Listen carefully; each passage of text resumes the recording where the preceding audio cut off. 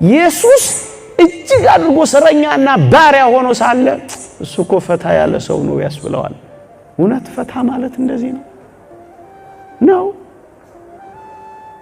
ያለ አረቄ ካለ መንቀሳቀስ ጋር ፈታ ማለት ይሄ ነው። ያለ እጾችና ያለ ማደንዘዣዎች ካለ መኖር ጋር ነፃ ሰው መሆን ማለት ይሄ ነው። ፈታ ያለ ማለት ይሄ ነው። ሪዮት ዓለሙን ይውት እንጂ በብዙ ነገሮች ባሪያ ሆኖ ታስሮ ከመኖር ጋር ፈታነት ይሄ ነው። የገባው ማለት ይሄ ነው። ማተቡ ይኖራል። አሁን በጣም ደስ ይላል አለ ማይተው በጣም በብዙዎቻችን ዘንድ ማይተው ይታሰራል አለ። ግን ደግሞ ያሳቅቃል። አለባበሶቻችን ማዕተቡን የሚገልጽ አይደለም። ምን ማለት ነው? ሰውነትን የሚያጋልጡ እርቃንን የሚያወጡ ዝሙት ቀስቃሽ የሆኑ የተጣበቁ ልብሶችን በመልበስ ይሄ ነገር ክርስቲያናዊ ነው ምዕራባዊ ነው እስኪባል ድረስ አስጨናቂ ይሆናል። መስቀሉ ግን እንዴት ያምራል! ቁጦች ናችሁ? ታጋሾች ናችሁ? ተሳዳቢዎች ናችሁ ወይስ አመስጋኞች ናችሁ? መራቂዎች ናችሁ? ረጋሚዎች ናችሁ? ትሑታን ናችሁ? ትዕቢተኞች ናችሁ? እቺ ዶሮ አየችኝ ብላችሁ ተኮፋሾች ናችሁ? ምንድነው አለ? አያችሁ ዓለማዊነትን ሲሰሩት አውደ ምሕረቱ ላይ እዚህ ላይ ዓለማውያን በሚኖሩትና እኛ መንፈሳዊ መስለን በመንተውነው መካከል እንብዛም ልዩነት እንዳይኖር እንዳንራራቅ አድርጎ መስራት። ያም ይናገረው ነው የሚናገረው አለ የሚናገረው ያን ይናገረዋል። ያኛው በአደባባይ ይገልጠዋል፣ የሰውሩ ያደርገዋል። ያኛው ተራቁቶ ይታይበታል፣ እዚህ ያለው ደግሞ ተሸፋፍኖ ይተገብረዋል። ምን ማለት መሰላችሁ?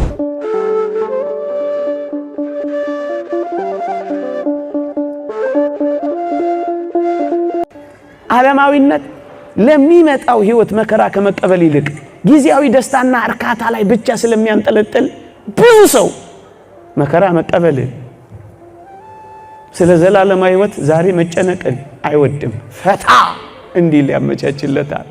ፈታ የሚለው እሱ ነው።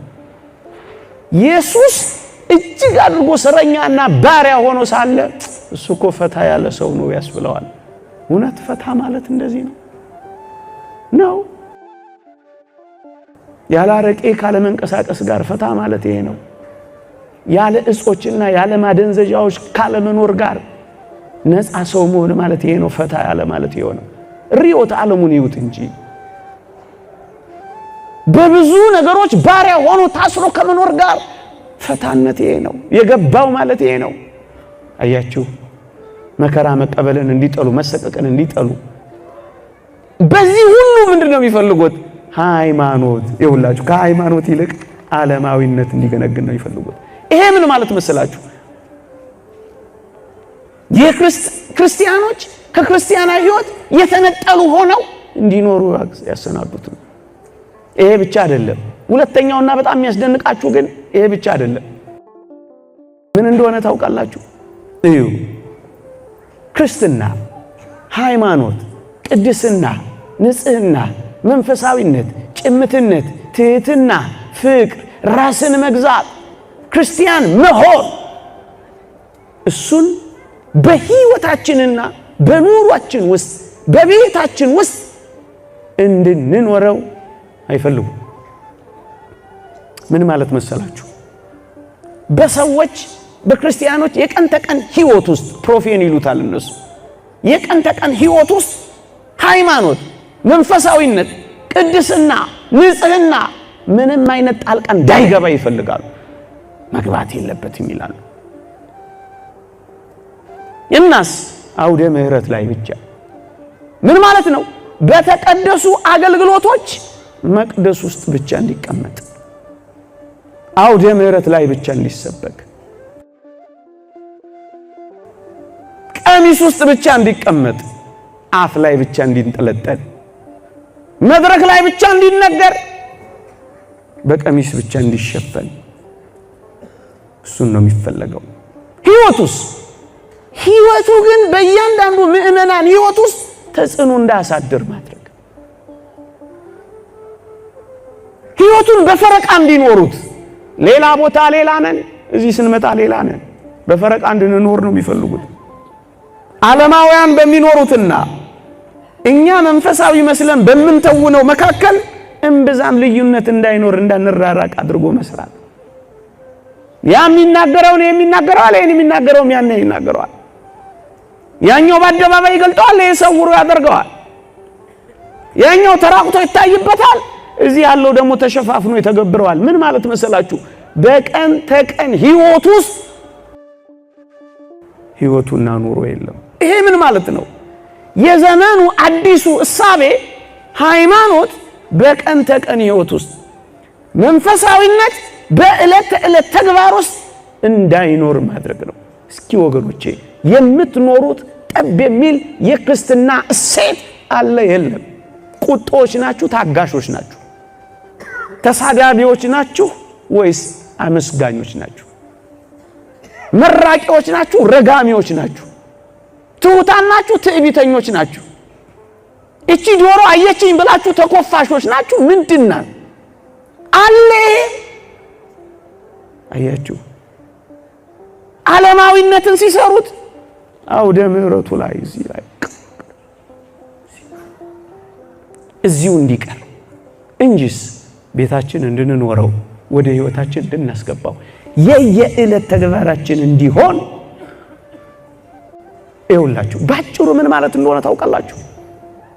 ምልክቱ ይኖራል፣ መልእክቱ ግን ወደ ህይወታችን ገብቶ አይሰራም። ለዚህ እኮ ነው ወንጀል የበዛው። ለዚህ እኮ ነው ማረሚያ ቤቶቹ በእኛ የተሞላው።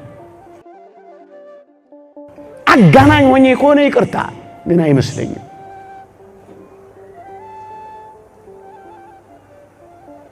መልእክቱና ምልክቱ እንደ ሰምና ወርቅ እንደ ፈትል ተገምዶ እንዳይኖር እዚሁ አስቀርቶት ይሄዳል። አንዳንድ ሐሳቦችን ልስጣችሁ። እዩ፣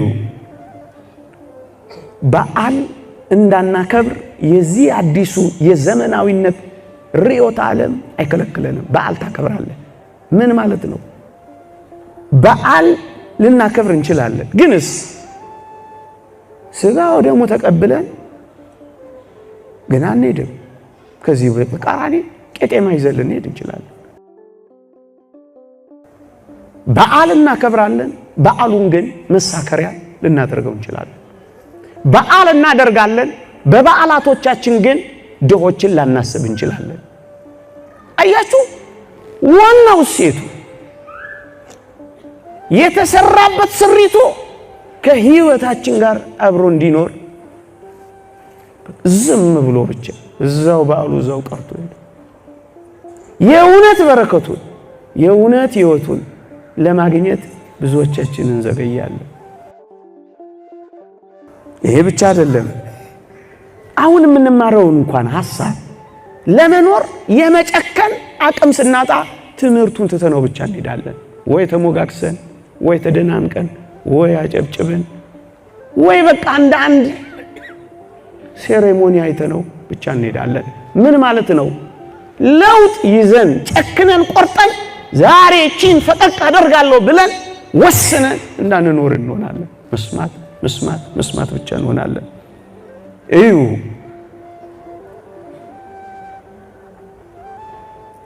ማተቡ ይኖራል። አሁን በጣም ደስ ይላል አለ ማይተቡ። በጣም በብዙዎቻችን ዘንድ ማይተቡ ይታሰራል አለ። ግን ደግሞ ያሳቅቃል። አለባበሶቻችን ማዕተቡን የሚገልጽ አይደለም። ምን ማለት ነው? ሰውነትን የሚያጋልጡ እርቃንን የሚያወጡ ዝሙት ቀስቃሽ የሆኑ የተጣበቁ ልብሶችን በመልበስ ይሄ ነገር ክርስቲያናዊ ነው ምዕራባዊ ነው እስኪባል ድረስ አስጨናቂ ይሆናል። መስቀሉ ግን እንዴት ያምራል! እንዴት ያምራል! ምን ማለት መሰላችሁ? በዚህ የክርስቶስ አርአያ የሆነውን ምልክቱን ይዘናል፣ አንገበናል። በዚህማ ጥልቅ የሆነውን አሁን ያልኳችሁን የዘመን ፍልስፍናን ግን በህይወታችን፣ በኑሯችን፣ በልብሳችን፣ በገላችን፣ በሰውነታችን፣ ባኗኗራችን እነሱን መግለጥ ጀምረናል። እነሱን መሆን ጀምረናል። የጎርፍ መበላት ማለት እኮ ነው። ጨክኖ እምቢ ማለት አይችልም። የሁላችሁ በሁለት መንገድ በኋላ ምናልባት ጊዜ አንሶኝ ካልተመለስኩበት እዩ። በሁለት መንገድ ጽኑ የሆነውን የክርስትና እሴት ኦርቶዶክሳዊነትንም በሁለት መንገድ ሊያጠቁ ይችላሉ ብለዋል እነሱ። አንደኛው ምን እንደሆነ ታውቃላችሁ? የምዕራባዊነትን ባህል በማስፋፋት ነው የሚሉት። ይሄንን የወሰድኩት ዘመቻ ፊልጶስ ከሚባለው በዚህ በ2000 ዘመን ሊገባ ሲል በኦርቶዶክሳዊነት ላይ ከተከፈተው ዘመቻ ፊልጶስ የሚባለው ዳይሬክተር የተናገረውን ቃል ተውሼ ነው። ምን አለ? የኢትዮጵያ ቤተክርስቲያን ወደ 3ኛው ሚሊኒየም እንዳትሸጋገር ፈልገን ነበር አለ። በጣም ታገልና አለ። በሁለት መንገድ አለ። አንደኛው ፕሮቴስታንታዊ ተሐድሶን በውስጧ በማስረጽ እንዳለች ልንረከባት ጫፍ ደርሰን ነበር አለ። ሁለተኛው ግን የምዕራባዊነትን ባህል በማስፋፋት ሰዎች ከክርስትናና ከሃይማኖታቸው እሴት እንዲወጡ አመቻችተን ነበር አለ። ግን ምን ያደርጋል? ማህበረ ቅዱሳን የሚባል አንድ አዳሃሪ ወጣቶች ማህበር ከፊታችን ተደነቀረና አስቆመናል።